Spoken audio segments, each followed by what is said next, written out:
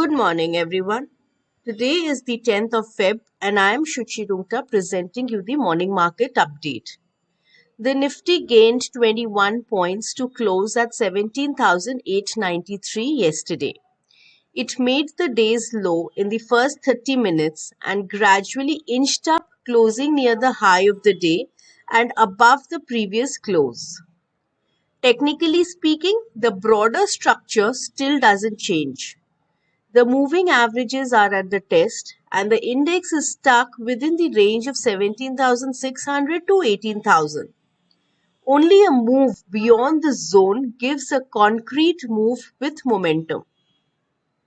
The option chain depicts higher call writers compared to put as the put-call ratio stands at 1.12. The highest open interest also stands at the 18,000 call strike and 17,500 put, which also confirms the above mentioned range according to the technical charts. Talking about Bank Nifty, it's stuck within a 500-point range since last three trading sessions.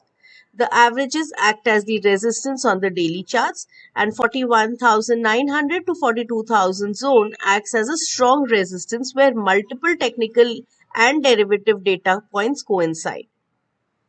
Coming to sectors, IT sector remains to be strong and was the top gainer yesterday amongst the sectoral indices.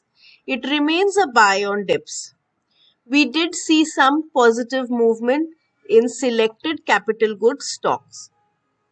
The US markets traded with major indices closing negative around 1%.